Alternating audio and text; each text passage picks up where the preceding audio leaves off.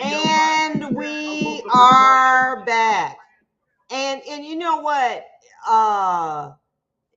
Just as a result, the Proud Boys, they're anti-communist, feminist, immigration, anti-LGBT, anti-Semitic, chauvinist, crypto-fascist, Islamic phobia, and their Trumpism. And for you to say, the president, stand by,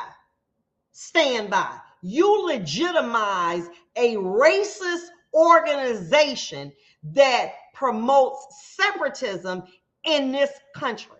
And let me tell you something. Let me say this to you. We as Americans, okay, we have endured a lot. And the last thing that we should be doing is supporting organizations that believe in division. I don't care who they are, or we are Americans. And when you support a organization and say stand by, you are acknowledging not only you're acknowledging their existence and their content. We are Americans. We are better than that. And I am ashamed that you have people who think, well, what we want to do is we want to split hairs. Okay, we want to say on one side, well, you know, he done helped to have and have mores. But what about the increase in violence against Black and white males by the police force under his administration that appears to go vaguely unpunished as far as the federal government investigating those crimes? Just now we get into Breonna Taylor. Come on. This woman was gunned down savagely like an animal. And when your parents called to say what happened to Breonna Taylor, they said they didn't even know, they couldn't give her any information.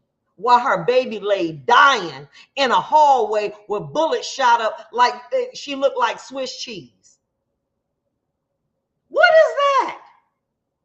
That's wrong. Because that could have been anybody's child. You don't do that to people.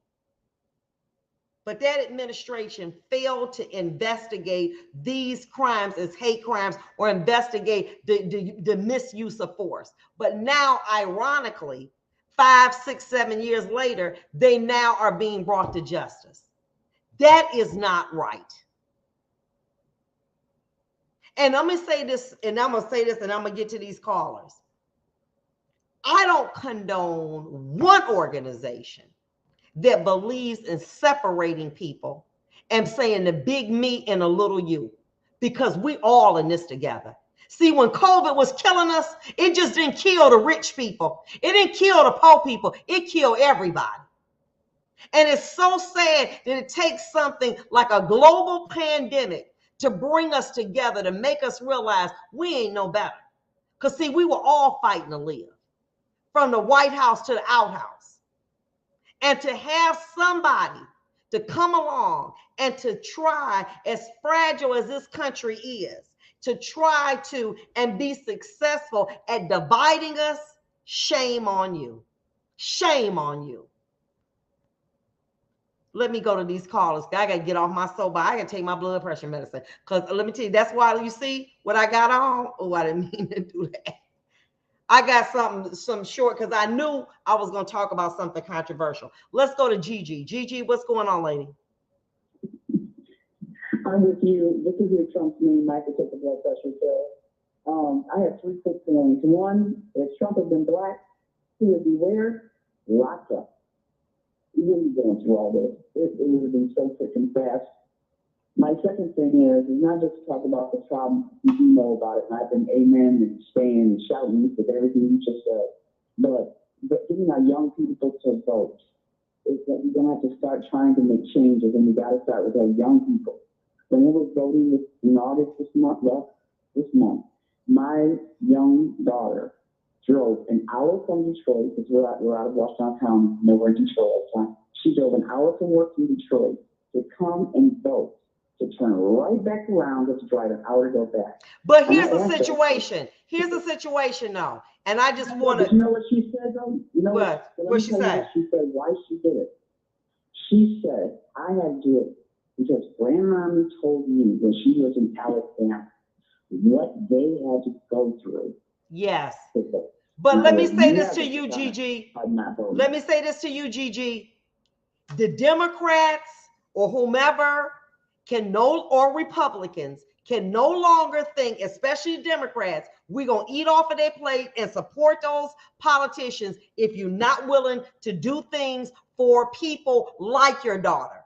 To be able to say, okay, fine, if we send money overseas, we're going to be able to eradicate student loan debt. We have to help our own. And you cannot expect me to support you. Like that. Yep. Because I told you I voted for 200 people. Okay, and we're not going to get into that. But let me say this to you. We have to start looking out for our own interests as Americans as well. And there is nothing wrong with that. And like I said, I don't care who you vote for. I'm going to support your right to vote. I don't believe all Republicans are racist. I don't believe that. And there's nothing that you can convince me to believe that. But there are a segment of those individuals that do believe in separatism. But all Republicans are not racist. So the fact of the matter is there are certain things that, and I think you would agree too, Gigi, that we have seen from the Democrat that we don't feel is going hard enough. I mean, with this student loan, you need to take it all away. I think that they're being selective and these children need it.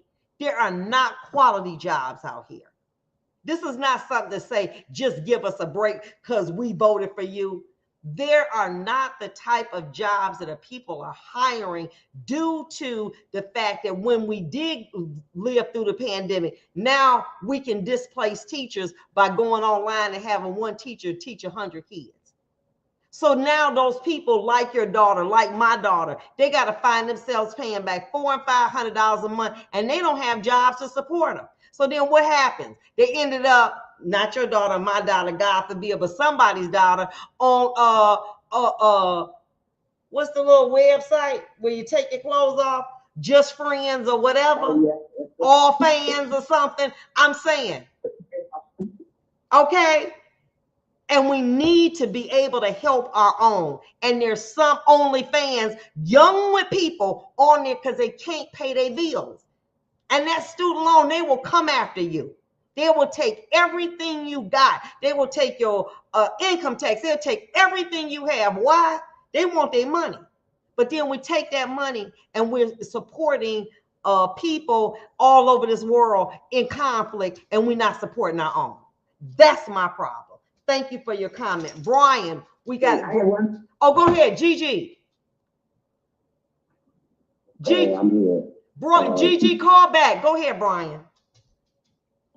First of all, congratulations on your show. You're good, not to get real good. I represent Detroit, and I'm not going to miss any of the shows. I'm really proud of you for that. And thank you. So there it is. But as far as this issue, you give me 10 blocks that moved to the suburbs from Detroit, and I bet you they got some stories. I just want to get one other story to this to help that caller, hopefully. Being black is not easy being black, first of all. African American, whatever titles they're going to put on us. So you being a judge, you know you haven't heard of a case like this. Taken out of my car and nobody, straight in front of the judge, David Law, and Divine McKenzie, who's retired. And not to the police department, not fingerprinted, not red light. This type of stuff goes on. And when I ask, how do they do that? You being a judge, they did me under the old Western law. So listen to that caller. When they want you and you not the right color, they can pull out stops. That's got to be I couldn't tell you how far the Western goes back as far as when that law was written. But they have the ability to take you straight in front of the judge. That's after they used to hang you and all that. They applied that law to you and took you straight to a judge's chamber. And I went past there, I didn't collect $200 for you. You ain't got to prove that everybody that knows in their heart is good and bad and it's evil. And there is some good white people. I had a white lady saved my life from the Dearborn Cop when I was 18, 78. So I know there's some good Caucasians, and I need to separate us from white and black, but it is a separation. And for that caller that did all this about Trump, really, I just don't know. I just honestly don't see what he did to these people. But to mesmerize some of the black people, you need to look up, I'm sorry, they'll say, well, he's free Kwame. Are you serious? And Kwame supports Republicans. So, but the big beat, buddy. So nice show, and congratulations on you and Red Matthews. Thank you so much, Brian. Thank you so much for your support and for his observations. And for your observations, Brian, let me say this to you. And I'm going to call us, a spade a spade. I can say that. I lived all my life in a city of Detroit. I now live in the suburbs. Do I feel safer? Yes. But do I feel still the stigma of racism? Definitely. But I made a decision to do this for my family. And it's unfortunate. I wish that I should have or could have held on to the revolution, the renaissance that's coming on in the city, because I love it. But what do we see in a city? We see more Black people moving out. We'll be back. Listen, thank you so much. We're getting tons of people listening to this show. I love you guys. Let's get back. I want to hit it. Let's keep going. We'll be back.